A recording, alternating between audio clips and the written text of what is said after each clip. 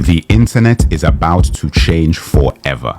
In fact, we are on the verge of the biggest innovation in decades, and it's called Web 3.0.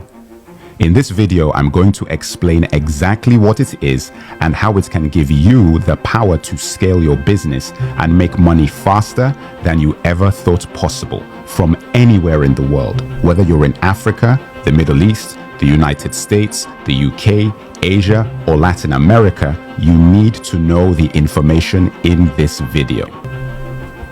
Pay attention. Do you sometimes feel like the internet is spying on you? Do you find that suddenly you're seeing ads and videos based on things you clicked on days or even weeks ago? This is not your imagination.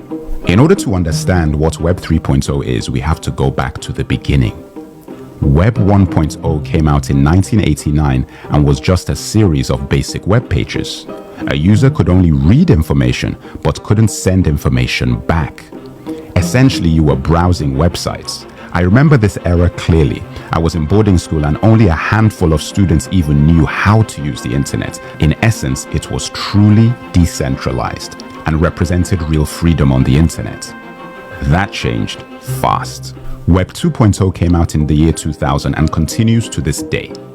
Web 2.0 was read and write and allowed users to interact with the sites they browsed. With features such as JavaScript and HTML, companies could create more complex sites, and this brought us Facebook, Google, YouTube, Amazon. Everything we use now online is based or derived from the Web 2.0 framework. But I'm old enough to remember a time before Google where to find information you had to go to a library or read a book. Now no one can imagine a world without Google. However, there was something they were taking from you that was much more valuable than what they were giving you. All the information you input to any of these platforms is saved by these companies who then use them for targeted ads or sell that information to other companies who in turn create profiles of you so they can sell you more things. That information can be used to manipulate, control, and push you to make decisions based on very carefully orchestrated marketing campaigns using the data you inadvertently provide. You remember Facebook got into trouble over this, and Zuckerberg, in an attempt to clean up its image, even had to change the branding to Meta? The reality is Facebook owns Instagram and WhatsApp. So if you think quitting Facebook takes you out of the ecosystem, but you still have either of those other apps, it's the same as driving a Lexus. You're driving a Toyota with a different logo on it. This marketing and use of your information is called the data economy, and they get your resource for free. But I'm thinking, why shouldn't I be paid for my data? Now, since the Facebook fiasco, laws were changed, so you now get that cookie permission screen. But if you accept to have cookies stored, they benefit, you don't. In 2014, a guy called Gavin Wood, who is a co-founder of Ethereum, wrote a blog post about what Web3 could be, saying that you could exchange money and information on the web with no middleman and be able to charge for the information if you want, and this would all be controlled by a blockchain. A user would then be able to seamlessly move from social media to email to shopping and create a public record on the blockchain, independent of any of these private corporations. At the time when he wrote this, this was a radical concept that most people rejected.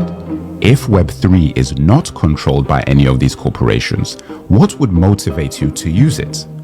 This is where it gets really interesting. Theoretically, people would be given virtual tokens to incentivize them to perform actions on Web3, a kind of cryptocurrency. This concept is called decentralized finance. You can basically charge for literally anything you want. You could charge for simply looking at someone's ad, or reading their article, or watching their video. The full fee would go to you. This could make you a millionaire from the comfort of your own home anywhere in the world.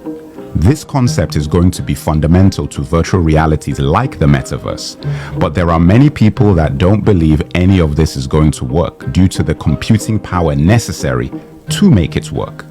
This technology is going to change everything for how we use the internet and how we interact with each other. However, what's most compelling for me about Web 3.0 is how it might give emerging economies in Africa or individuals like yourself, wherever you may be, the ability to take back control of your data. You know what? I really hope Black and African people get on this train and do not get left behind, as we always have been when new innovations and technologies get released. That is why I'm bringing you this information in the hopes you will prepare yourselves to harness this power if it comes to fruition. Man, I'd love to find a way to make money in Web 3.0, but to be honest with you, I really can't see a world where people just stay on the internet. Like, people are outside creatures. People like to be outside. So I think in the future, it's going to be some of this. There's still going to be people going outside and meeting people the normal way. But I mean, with social media, I have been wrong. And with the inventions, the constant improvement of video games, kids aren't going outside as much. So I could be wrong. Next clip.